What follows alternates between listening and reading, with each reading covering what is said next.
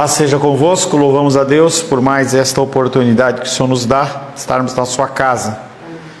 Pode ser que em breve nós não possamos ter mais essa facilidade de congregar. Pode ser que o sistema político mude, pode ser que a perseguição chegue, e as pessoas elas vão poder se lembrar desses tempos como tempos preciosos, tempos em que nós abrimos mão do nosso sono,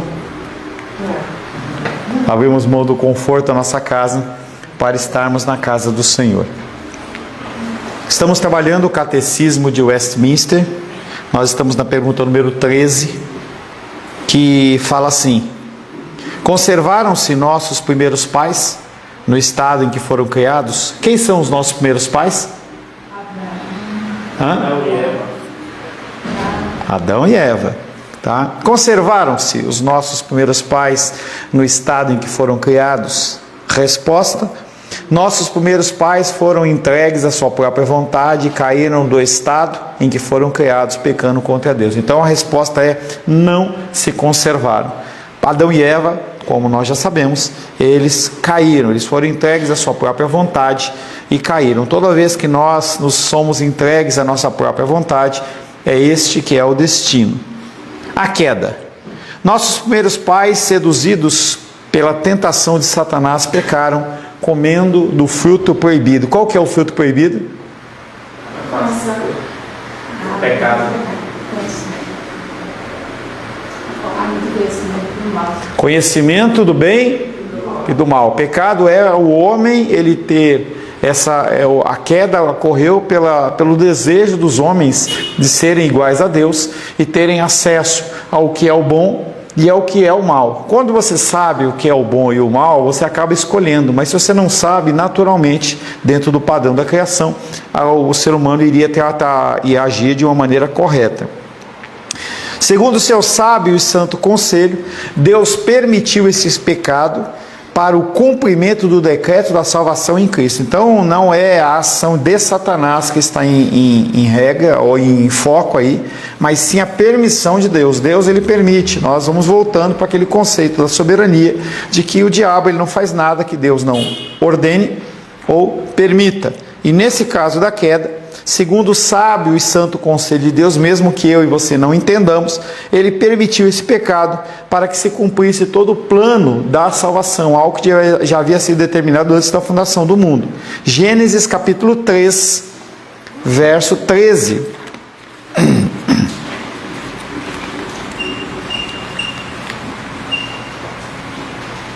Gênesis capítulo 3, verso 13. Disse o Senhor Deus à mulher: que é isso que fizeste? Respondeu a mulher: a serpente me enganou e eu comi. Então, mesma condição da tentação, mesma condição do pecado, mesma condição da destruição, ela ocorre dentro dos desígnios do Senhor para que o plano dele maior ele se cumpra. Um plano que, conforme eu já disse, foi determinado antes da fundação do mundo. Então, tudo gira em torno do cumprimento desse plano. O pecado original. Os primeiros pais pecaram e com eles caiu toda a humanidade. Então, por causa do pecado dos primeiros pais, todos nós recebemos essa herança. O pecado específico que cometeram foi a desobediência em comer o fruto proibido. Vamos pegar a maçã lá, o que quer que seja, a fruta que seja. Nós vamos pegar aquela fruta, nós temos que entender que haviam várias frutas daquele tipo naquele jardim, mas aquela árvore em especial, Deus fala, essa é minha.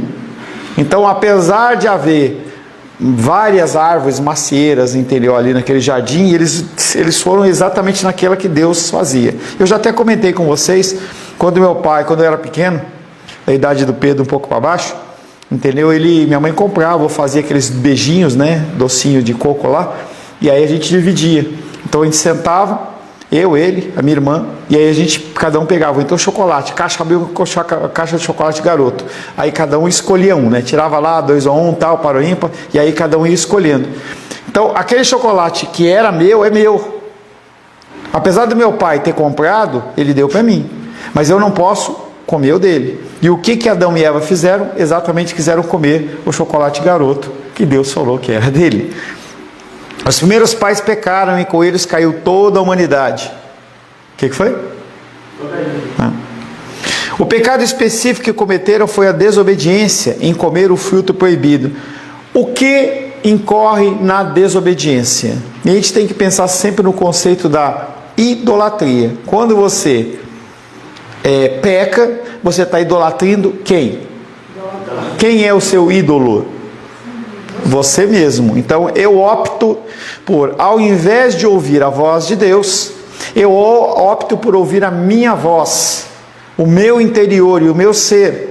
Então é a minha auto-idolatria, é a idolatria do ídolo maior, que sou eu. Então, enquanto as pessoas acham que os ídolos eles são imagens de escultura, e também o são, mas muito mais próximos é aquele ídolo que a gente carrega com a gente o tempo inteiro.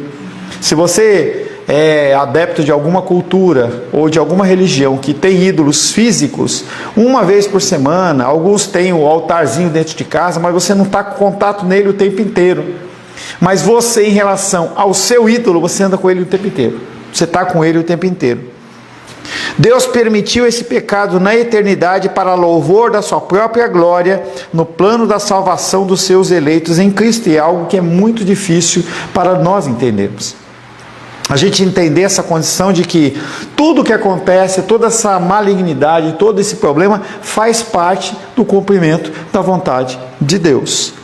O primeiro pecado cometido por Adão e Eva consistiu em colocar em dúvida a sabedoria da proibição divina e a infalibilidade do juízo de Deus. Então é a incredulidade. Dentro desse pecado da idolatria, dentro desse pecado da desobediência, como todos os outros pecados, há uma ramificação. É como, por exemplo, quando você derrama um copo d'água em um lugar. Ele não fica restrito àquele pedaço, ele espirra para todo lado. Ou quando quebra um vidro. Vidro é mais fácil. Cai aquele copinho, ou cai aquela jarra, você vê aquele monte de caco aqui perto, mas você ainda vai encontrar caquinho debaixo do armário, debaixo de não sei o que, por muito tempo, porque eles vão se espalhando. O pecado original da desobediência e da idolatria, ele se ramifica. Então, cadê lá? Primeiro, foi colocada em dúvida a sabedoria de Deus. Deus fala, não comam, porque se vocês comerem, vocês morrerão. Por que eles comeram? Porque eles duvidaram que eles podiam morrer. E realmente eles não morreram fisicamente. Foi a grande pegada de Satanás, porque ele traz uma verdade bíblica, entendeu? Para aqueles homens, mas de uma forma distorcida. Deus falou que vocês vão morrer, é certo que vocês não vão morrer. E eles não iam morrer, tanto que eles continuaram vivos. Mas aí a morte era a morte espiritual, e o homem sabia disso. Então a primeira coisa que ele colocou em dúvida foi a sabedoria da proibição divina. E quando que nós fazemos isso? Quando nós ouvimos as instruções do Senhor, quando nós lemos as Escrituras, e mesmo assim nós desobedecemos. O Senhor fala, não faça isso, não faça aquilo outro, guarde o dia do Senhor, tenha um tempo com a tua família, faça isso, faça aquilo. O que nós decidimos? Fazer a nossa vontade. E a segunda, a infalibilidade do juiz de Deus, é o pecado da incredulidade.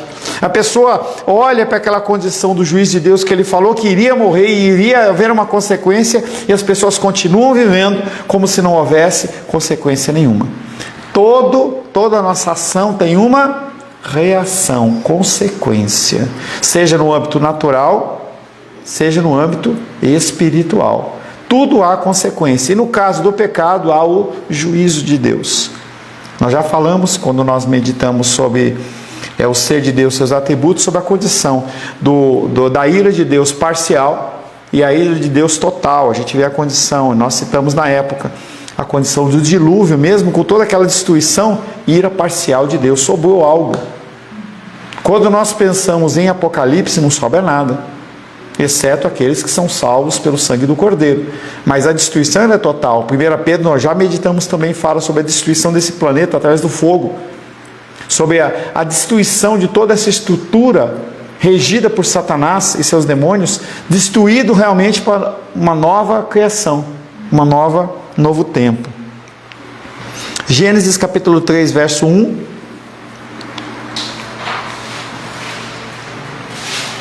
Mas a serpente mais sagaz que todos os animais selváticos que o Senhor Deus tinha feito, disse à mulher: é assim que Deus disse, não comereis de toda a árvore do jardim?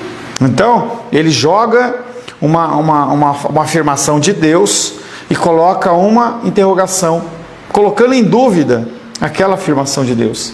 Você acha realmente que você vai morrer? Você acha realmente que Deus, Ele criou você e Eva, e Ele vai deixar você morrer? Ou você e Adão, né? Falando com Eva. Você acha que Deus vai deixar vocês morrer? Será que vai morrer mesmo? Então essa condição da dúvida é aquilo que gera a pessoa, ela cochear, é uma expressão judaica. Cochear entre dois senhores é você apoiar numa perna, numa coxa, ou apoiar na outra coxa. Então você fica cocheando, uma hora você ouve aqui, outra hora você ouve ali. Então esse é um grande perigo que a gente tem dentro do cristianismo. Estávamos esse fim de semana lá no Rio de Janeiro, e aí um casal amigo nosso, ele chegou e falou que eu estou indo para um evento assim, assim, assado, tal. Eu falei assim, cuidado. Mas como assim, tal? Porque fica parecendo que todo evento cristão é cristão. Toda igreja que tem uma cruz na parede, ela é cristã. E às vezes você tem ensinamentos totalmente distorcidos em outro lugar que você começa a ouvir, em especial no âmbito de tempos de internet, em que você tem acesso a todo tipo de informações, todo tipo de culto. Parece que o discurso da pessoa ela é correto, é bíblico, porque ele faz como Satanás, ele insere frases que Deus disse, e aí fica parecendo que aquilo é bíblico e não é bíblico, e faz com que o seu coração ele se desvie da verdade do Senhor. Então nós temos que tomar cuidado com essa condição. Aqui em Gênesis 3:1 ele fala, é assim que Deus disse? Não comereis de toda a árvore do jardim? Então gera a dúvida. Então você fica ouvindo o pregador tal, ouve a palestra tal, ouve o seminário tal, e eu falava para esse rapaz desse casal, eu falei assim, cuidado com o que você vai ouvir. Porque pode ser que tudo que nós construímos, você ouça de uma maneira diferente, que é mais agradável ao coração, e isso é uma condição que é da idolatria, é do egocentrismo, algo que é apresentado a você, que te agrada, que te sai satisfação, que te traz comodidade. Não precisa ir na igreja, eu posso ouvir o culto pela internet, e está tudo certo. Não, não está tudo certo.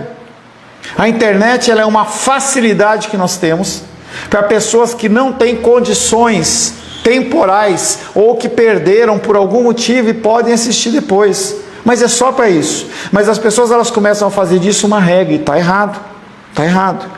O segundo pecado foi de colocar a vontade do homem em oposição à vontade de Deus, que é a idolatria do seu próprio eu, o ídolo do coração. Satanás e o mundo é fichinha diante do meu coração e o seu coração. Os nossos desejos, as nossas vontades, aquilo que a nossa mente, muitas vezes não expressa, mas ela pensa, querer, desejos, vontades. As pessoas, por causa dos desejos e vontades, elas matam. Porque do interior do coração é que procedem os maus desígnios, os assassinatos, as mentiras. Não é do Satanás, não é do mundo, é do seu próprio coração. Porque você cobiça algo que não é seu. Você quer algo que não faz parte daquilo que você tem direito. E aí você quer aquilo num sentido pecaminoso e você peca. O segundo pecado foi de colocar a vontade do homem em oposição à vontade de Deus. Gênesis capítulo 3, verso 6. Vendo a mulher que a comida boa para se comer, agradável aos olhos e árvore desejável para dar entendimento, tomou-lhe esse fruto e comeu, e deu também ao marido e ele comeu. É interessante que do verso 3, 1, em que Satanás ele joga dúvida.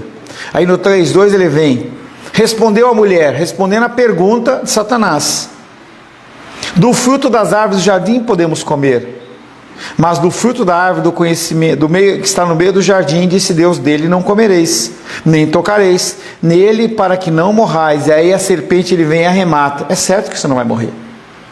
Não tem nada a ver, é um problema, é besteira.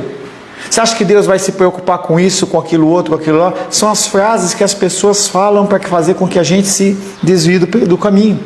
Porque o maior incômodo que as pessoas têm é de ver você andando num caminho diferente delas, porque elas se sentem acusadas. Esse é o grande problema para as pessoas. Então quando você vê, por exemplo, a comunidade LGBT brigando por equiparação, por linguagem, TODs, não sei o que mais, por casamento na igreja evangélica e tudo mais, e todas as outras coisas, de todos os outros pecados, o que acontece? A pessoa quer simplesmente que eles querem receber o aval, eles querem dizer que através da sua vida você diga sim, não tem problema.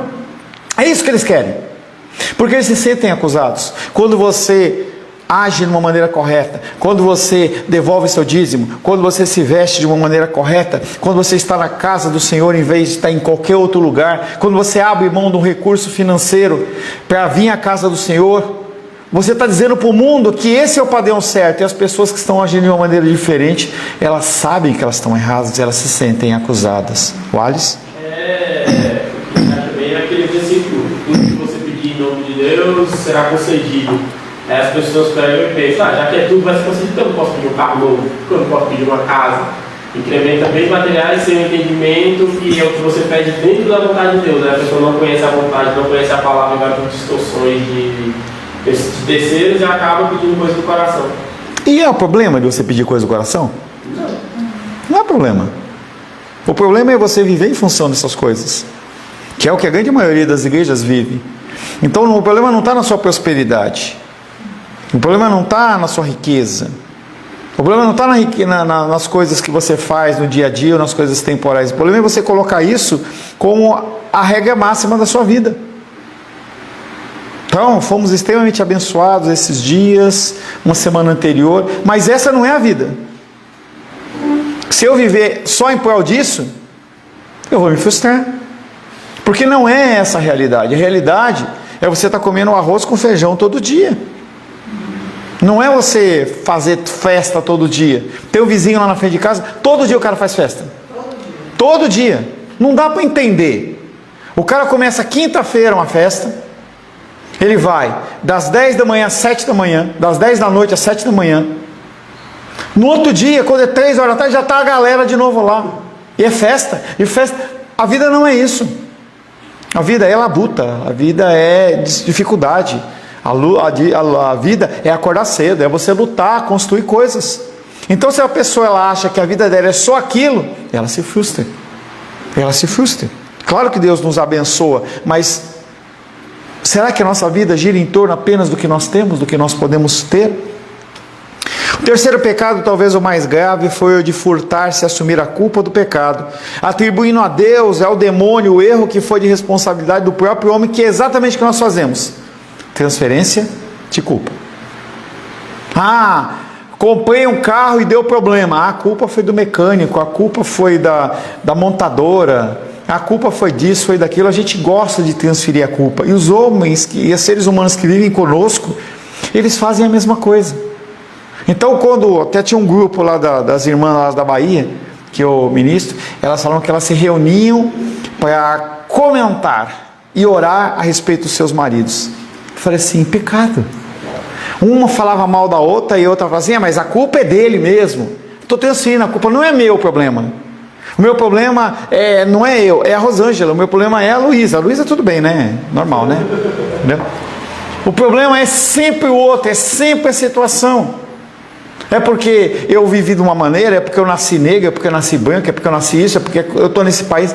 A gente tem que parar com essa transferência de culpa. Quando Adão e Eva pecaram, quando eles tiveram seus olhos abertos, viram que estavam nus, e eles se esconderam de Deus. Gênesis capítulo 3, verso 12 e 13. Menise? Já? Pedro? Quero ouvir daqui, ó Pedro, ó. Então disse o homem, a mulher que me deste por esposa, ela me deu da árvore e eu comi. Disse 13. o Senhor Deus à mulher, que é isso que fizeste? Respondeu a mulher, a serpente me enganou e eu comi. E aí a gente vê nas duas condições. Primeiro, Adão, ele olha e fala, a culpa não é minha, a culpa é de quem, Pedro? Verso 12. De quem? Adão está colocando a culpa de quem? Em quem, Pedro? Na mulher. Não, lê aí. A mulher que?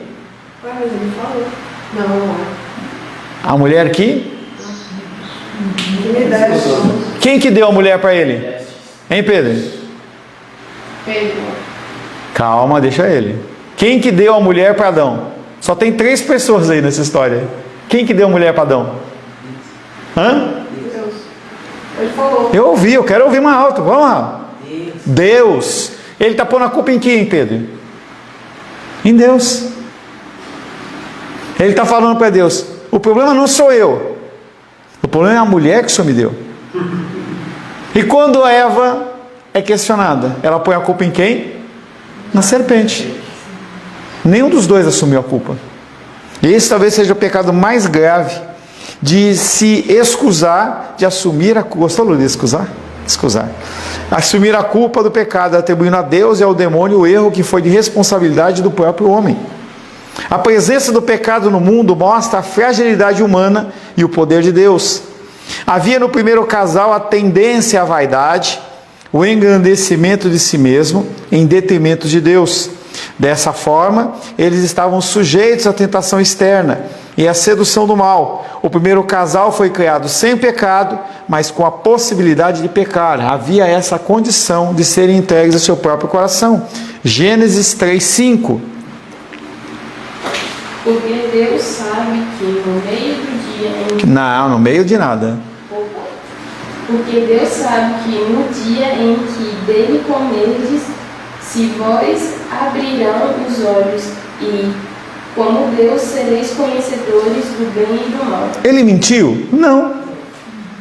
Ele não mentiu. Nós seremos, olha a palavrinha como aí, ó. Como Deus. São igual. Tá, mas quando você ouve o como, você pensa em igual. Então, a mente do homem, ela foi longe. Então, o primeiro casal humano foi criado sem pecado, mas com essa possibilidade de pecar. Qual que era a possibilidade? Comer da árvore, do fruto do proibido. Se Adão fosse moral e espiritualmente inalterável, todo e qualquer artifício do tentador seria vão, pois tentação alguma atinge a divindade em virtude de sua absoluta imutabilidade. Se o homem ele fosse Deus, Satanás não teria nenhum poder sobre ele. E o que coloca em dúvida aqui, Satanás coloca em dúvida, é exatamente essa condição. Não, você vai ser intocável.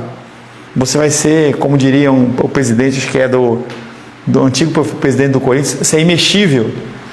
Entendeu? Imexível. Ninguém mexe nessa condição. Mateus capítulo 4, verso 7.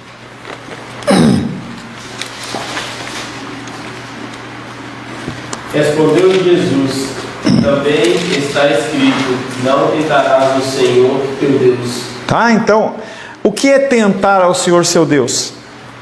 É você escolher uma situação diferente daquilo que Ele determinou.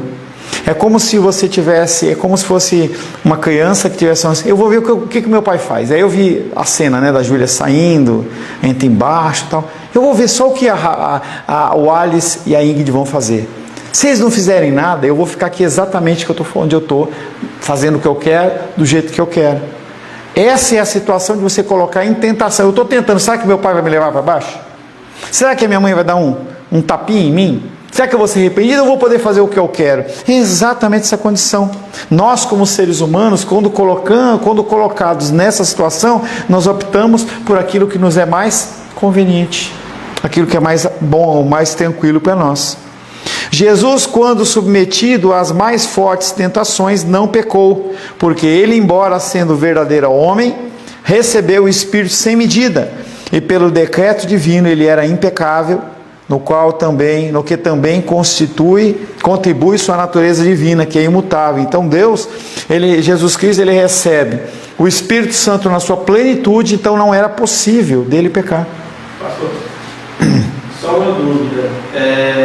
Jesus, nesse versículo 39, capítulo 5, que diz: eu, porém, vos digo que não resistais ao perverso, mas a qualquer que te ferir a face direita, dá-lhe também a outra, que ele deu um outro rosto para poder bater. Em que situação isso encaixa? Qualquer situação em que você é afrontado. Porque no caso o senhor está falando de transferir a culpa. No caso que ele é inocente e mesmo assim ele meio que pediu desculpa para poder converter as outras pessoas.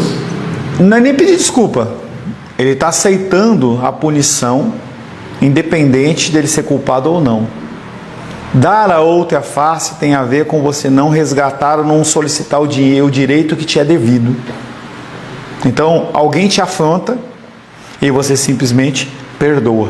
O dar a outra face, ele é muito mais ligado ao perdão do que qualquer outra coisa, que é a maior demonstração de amor.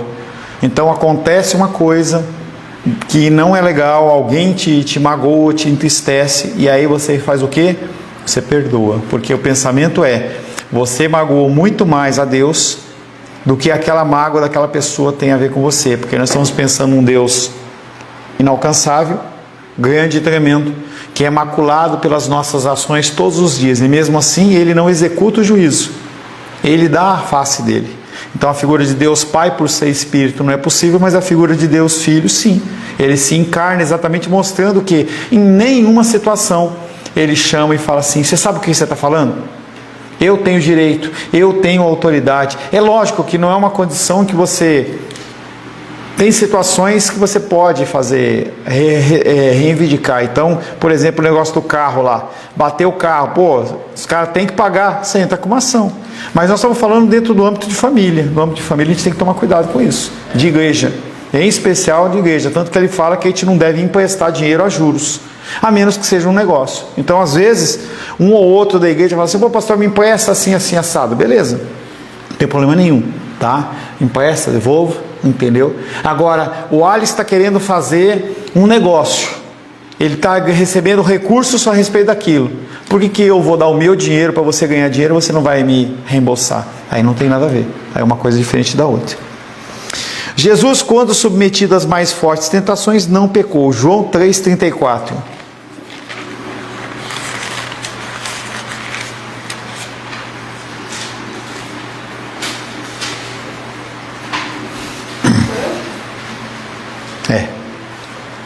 Pois o enviado de Deus fala as palavras dele, porque Deus não dá o Espírito por medida. Tá? Então, no caso de Cristo, ele recebeu sem medida. E nós recebemos com medida. Nós não temos a plenitude, nós não somos cheios na plenitude do Espírito Santo, porque o único que pode ser cheio na plenitude do Espírito Santo é a figura de Jesus Cristo. Adão e Eva entenderam que a árvore da ciência ou do conhecimento do bem e do mal representava uma limitação à liberdade. Satanás, aproveitando-se da vaidade do homem, transformou o símbolo do pacto em objeto de cobiça, capaz de transformar um homem em divino. Então, o que acontece ali é que aqueles homens, Adão e Eva, eles começam a pensar que, em especial Eva, eu estou sendo reprimido na minha liberdade.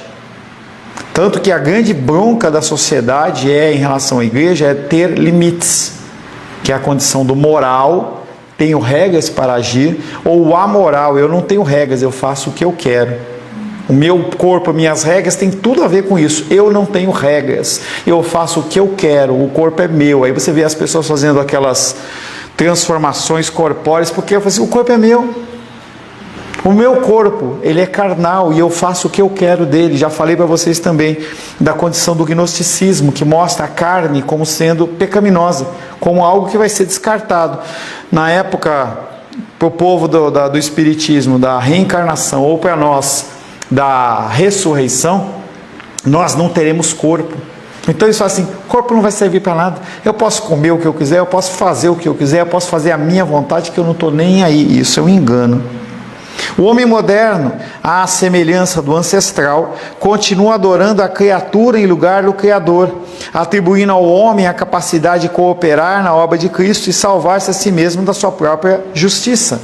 Então, naquela época já existia, na época do século XV, a mesma coisa, e hoje, a mesma coisa. O ser humano continua achando que, a seu bom agir, ele tem méritos tais que fazem com que eles sejam dignos a serem salvos.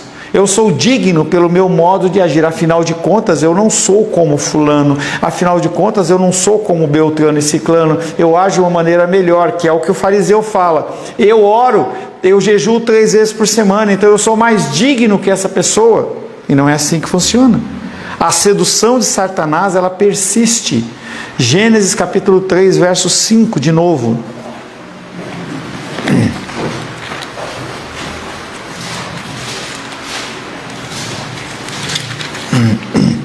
Porque Deus sabe que no dia em que dele comerdes, se vos abrirão os olhos, e como Deus sereis conhecedores do bem e do mal. O que mais nós queremos é autoridade e poder. A humanidade decaída. Por esse pecado, eles decaíram da sua retidão original e da comunhão com Deus, e assim se tornaram mortos em pecado, inteiramente corrompidos em sua natureza, em todas as suas faculdades e partes do corpo e da alma. Ou seja, nós não prestamos da cabeça aos pés. Quando você traz esse tipo de pensamento para as pessoas, elas ficam deprimidas, porque elas acham que elas são boas demais, que elas são merecedoras, porque há sempre o contexto da comparação, nunca comparação com Cristo, mas sempre comparação com outros seres humanos. Então eu olho para o próximo e falo, eu mereço mais do que ele, eu sou melhor do que ele, eu preciso ter o direito a mais coisas porque eu sou melhor do que ele. Então o ser humano, ele cai da sua retidão original, e aí é interessante que para o ser humano parece que a maior punição é o trabalho, é o labor, é a dor, é a dificuldade. Enquanto Cristo passa pelas mesmas coisas, ele não reputa nenhuma dessas coisas como problema. Jesus não chora, Jesus não sua sangue por causa da dor que ele iria sofrer, e sim pela condição do afastamento do Pai. E a comunhão com Deus é o que menos a gente se preocupa. A gente sempre deixa a comunhão de Deus de lado. Você não faz, você não lê, você não ora, você não busca, não é grato a Deus, a menos que aconteça um revés na sua vida. A queda corrompeu a natureza do homem, destruindo qualquer possibilidade de comunhão com Deus. Você, como ser humano, à parte de Cristo, não tem acesso a Deus. Você pode fazer boas ações, você pode ser uma pessoa religiosa, você pode ter uma dinâmica de oração e leitura da palavra, mas se você não tiver Cristo, nada disso importa. Quando você pensa no catolicismo romano, você cai exatamente neste problema. Eu posso me achegar a Deus porque eu não mereço, mas eu tenho Santo Expedito, eu tenho Maria, eu tenho São José, eu tenho São Nicolau, sei lá o tanto de santos que é. E eu, apesar de eu não ser santo, eu chego a Deus através dessas pessoas. Isso não funciona. Pessoas como esses santos foram pessoas benditas. Não vamos descartar essas pessoas. São pessoas que entregaram a sua vida para ajudar os pobres. Você vê Madre Teresa de Calcutá. Ela era uma pessoa que abriu mão da sua vida, da sua juventude, para cuidar das pessoas. Mas o acesso dela a Deus, beleza. Agora eu não alcanço Deus através dela. Pega São Francisco, aquele santo que cuidou disso, cuidou daquilo, cuidou das pessoas. E outros homens e mulheres de Deus que a Igreja Católica Romana coloca como beato e como santo, homens piedosos, mulheres piedosas. Mas eu não chego a Deus através deles. Eles chegam a Deus pelas suas ações e pela sua fé, mas eu não chego através deles. Então a parte de Cristo nós não conseguimos. A queda corrompeu a natureza do homem, destruindo qualquer possibilidade de comunhão com Deus. A capacidade do homem para cooperar ou decidir a favor do bem e da salvação não existe mais após a queda. O que Adão e Eva tinham não existe mais. Nós precisamos de um mediador, e só existe um mediador. Romanos 5,12.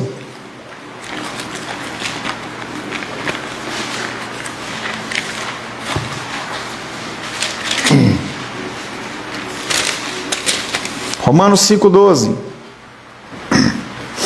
Portanto, assim como por um só homem entrou o pecado no mundo, e pelo pecado a morte, assim também a morte passou a todos os homens, porque todos pecaram. Todos estão mortos. Sem Cristo, todos estão mortos. Qualquer autoridade. Não é um cargo pastoral, apostólico, padre ou qualquer religioso que vai fazer com que você seja melhor. Você não é melhor. Nós somos totalmente pecadores. A partir da condição da queda, nós somos pecadores em todas as ações, em todos os pensamentos, em todas as omissões. O homem e o pecado, como está escrito, do coração do homem procedem os maus pensamentos. Mas além disso, as dificuldades da vida, a sedução do mundo, a sociedade corrompida, tudo colabora com a revolta e a maldade do homem. o que acontece só alimenta aquilo que o meu coração já tem. A maldade, ela alimenta o meu coração. É como se eu recebesse um aval para fazer aquilo que eu faço.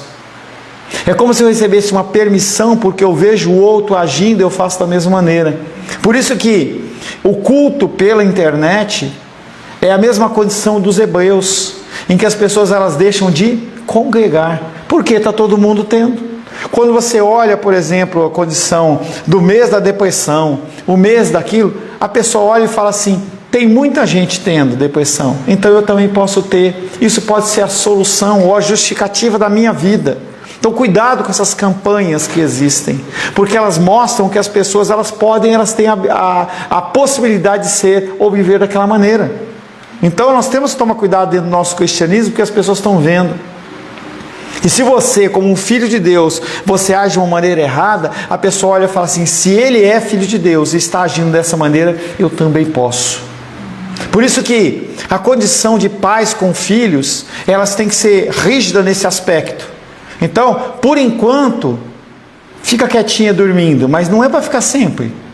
Tem que ficar sentado, tem que ler, tem que prestar atenção, tem que aprender que tem que ficar quieto. Porque se não aprender, o que acontece? Vai achar que é assim. Vai achar que é assim e continua indo. A hora que você vê, a pessoa está fora da igreja. Não conhece mais os ensinamentos do Senhor. Após a queda, a natureza humana ela é degenerada, é corrompida. Todos os seres humanos naturais, filhos de Adão, nascem e vivem em rebeldia e inimizade voluntária contra Deus. Você é inimigo de Deus. Não porque Deus é seu inimigo, é você que é inimigo de Deus. Nós somos rebeldes em relação às instruções do Senhor o tempo todo. Pastor, em relação ao que você falou aos santos lá da Igreja Católica que são idolatrados, Jesus falou que as pessoas que sobem banquinhos e gritam e querem a glória para si ao invés de dar a glória para Deus, quando ele chega no tempo lá e as pessoas estão falando em nome de Deus para ter glória para si mesmo, ele fala que essas pessoas já têm a recompensa deles aqui e não vai ter a recompensa deles na eternidade. Essas pessoas, elas podem ter a motivação dela no coração dela enquanto ele viva e elas são glorificadas após a morte. Isso influencia para eles? Não, Alice, pelo seguinte, porque o que acontece é, o Alice vive uma vida piedosa. Se não houve uma motivação pecaminosa no seu coração, e não tem como nós medir. A gente não consegue medir o que é que motiva eu estar aqui à frente ou você estaria à frente. Ninguém, não tem como saber. O que as pessoas fazem depois? Aí é com as pessoas. Aí, no caso, elas vão ser julgadas por isso, então... Elas vão se julgar por olhar para essas pessoas como intermediários, como pessoas que são dignas de adoração. E quando nós vemos nas Escrituras, a gente vê muito claro, quando os próprios anjos recebem a glorificação, eles falam: não façam isso. Quem merece a adoração é o próprio Deus. Somente a graça de Deus em Cristo pode regenerar o homem e restaurar a comunhão perdida. Se você não tiver Cristo, se você não tiver uma vida aos pés do Senhor, você não tem comunhão com Deus. Não tem. Sem leitura da palavra, sem tempo devocional e sem oração, você vai para o inferno. Porque você não tem comunhão com o Senhor. É o momento em que você vai estar diante de Deus e Deus vai falar assim: eu nunca te conheci. Pô, mas eu estava na igreja, eu acordava cedo, estava na boca do feriado, amanhã é feriado, eu podia ter ficado em casa, dormindo, viajando, mas eu estava na casa. Qual o relacionamento que você tem com Deus? Qual que é a comunhão? Essa vida com Cristo, ela transcende as paredes do templo. Porque se você tem, nós já fizemos essa conta, eu não lembro, se você tem dentro da igreja 2 horas de manhã e 2 horas à noite, e você tem todo outro tempo no mundo, essas 4 horas elas são dissolvidas, elas não valem absolutamente nada. Aqui é apenas um tempo em que o Senhor ordena que a gente esteja na casa dele, para estar em comunhão juntos uns com os outros. O seu verdadeiro cristianismo é lá fora. Tanto que igreja é a assembleia dos chamados para fora. Você está fora do mundo, você é trazido para dentro. Ouve a palavra de Deus, aplica na sua vida e aí você sai para pregar. Agora, se você sai e você continua influenciado pelo mundo, você nunca foi cristão. Efésios capítulo 2, verso 3. Menízia.